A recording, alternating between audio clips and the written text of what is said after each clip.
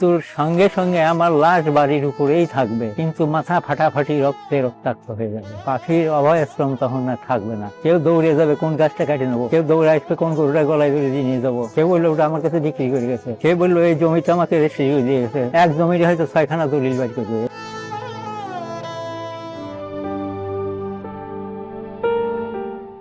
মৃত্যুর আগে এমন আশঙ্কার কথাই জানিয়েছিলেন পাখি বন্ধু আকাশ কলি দাস। প্রায় 6 দশকের প্রচেষ্টায় নিজের বসতবাড়ির প্রায় 6 বিঘা জমিতে পাখিদের অভয়াশ্রম গড়ে তোলা আকাশ কলি দাস ছিলেন পাখি বন্ধু। পাখিদের ভালোবেসে জীবনে বিয়েও করেননি তিনি, এমনকি দেশে নেই পরিবারের কোনো সদস্য। গেল বছর 18 আগস্ট আকাশকলি দাসের মৃত্যু হয়। তার মৃত্যুর কয়েক মাস না পেরোতেই তার কথাগুলো নির্মম বাস্তব রূপ নিয়েছে পাখিদের ছায়া শনিবের শান্তির অভয়াশ্রমে। দলিল দস্তাবেজ নিয়ে হাজির নতুন মালিক। গাছ কেটে অত্যাচারে পাখি তাড়িয়ে অভয়াশ্রমে চলছে ধ্বংসযজ্ঞ।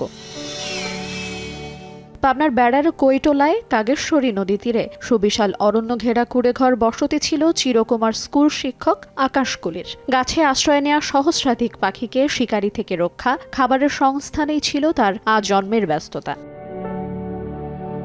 বার্ধক্যজনিত রোগে আকাশকলির মৃত্যুর পর স্থানীয় অসিত ঘোষ ও মোহাম্মদ আলী দান ক্রয় সূত্র দাবিতে অভয়াশ্রমের দখল নিয়েছেন। তাদের দাবি 2025 সালের 31 জুলাই আকাশকলি তাদের জমি রেজিস্ট্রি করে দিয়েছেন। তবে তাদের এমন দাবি মানতে নারাজ প্রতিবেশী সহ সাধারণ মানুষ। প্রশাসনের কিছু অসাধু কর্মকর্তার যোগসাজশে ভুয়া রেজিস্ট্রি দেখিয়ে মুমূর্ষু স্মৃতি বিভ্রান্ত আকাশকলির জমি দখল করা হয়েছে বলে মনে করছেন তারা। আগে অনেক পাখি ছিল, এখন ধরো আসে না। অত্যাচার এখন কেমনে আসবে, ভয় পায়। আমরা থাকতে, আমাদের বয়স থাকতে আমরা শুনি নাই একটা সম্পত্তি, একটা পাতা ভুনতে একটা গাছের একটা পাতা বেছে নেই। সেই দোকান থেকে অল্প অল্প কিনে কিনে খাইতো। সে তার একটা বোন ছিল, তার বোন মারা যাওয়ার কিছুদিন পরে সে অনেক অসুস্থ হয়ে যায়। অসুস্থ হওয়ার পরে তাকে তার একটা ছাত্র, ওই অসিত ঘোষ নামে একটা লোক আছে, ওনার কাছে থাকছে। উনি চিকিৎসা করছে, কিন্তু এমন একটা পর্যায়ে গেছে উনি কাউকে চেনে না, ভালো কথা বলতে পারে না। এই অবস্থায় নাকি শুনলাম সে নাকি বিক্রি করে দিচ্ছে। তার যে জমি জমা এর আসলে কোনো শরিক ছিল না দেশে।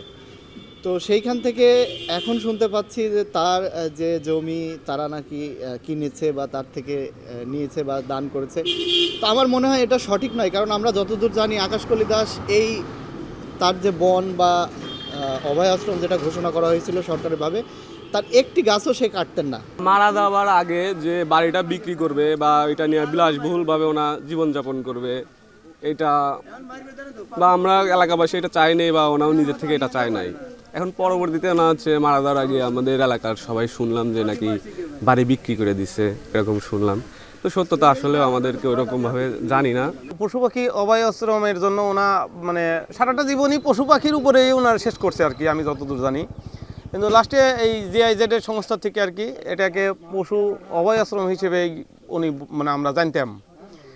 কিন্তু এখানে ওনা কোনো জায়গা জমি অভয়াশ্রমে বা সরকারি নামে দানও করে দিয়ে যায় না, কিন্তু ওনা মারা যাওয়ার পরে আমরা জানি যে ওনা জায়গাটা বিক্রি করছে।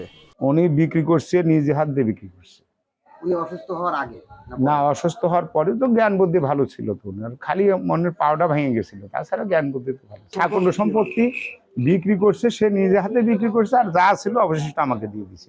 অভয়াশ্রম রক্ষায় পরিবেশ মন্ত্রণালয় ও জেলা প্রশাসকের কাছে লিখিত অভিযোগ করেছেন প্রকৃতি প্রেমীরা। তার সারা জীবনের সম্পদকে বিসর্জন দিয়ে উনি পরিবেশের সংরক্ষণে, এই পাখি সংরক্ষণের জন্য, পাখির আশ্রয়ের জন্য যা করে গেলেন, এটা আমাদের রাষ্ট্রের এবং সমাজের দায়িত্ব এদেরকে সংরক্ষণ করা। এদিকে অভিযোগ অস্বীকার করে অনিয়ম হয়নি দাবি সাব রেজিস্ট্রারের। তদন্ত সাপেক্ষে দোষীদের বিরুদ্ধে কার্যকর ব্যবস্থা নেওয়ার আশ্বাস দিয়েছে জেলা প্রশাসন। আমি নিজেই গিয়েছিলাম ওখানে এবং তার স্টেটমেন্ট আমি নিজে নিয়েছি। সে নিজেই বলছে যে আমি জমি হ্যান্ড ওভার করতেছি, ঠিক আছে। এর বাইরে সেখানে অভয়াশ্রম ছিল কিনা এই বিষয়ে কোনো আমার কাছে কোনো অভিযোগ বা আমার কাছে ছিল না, ঠিক আছে।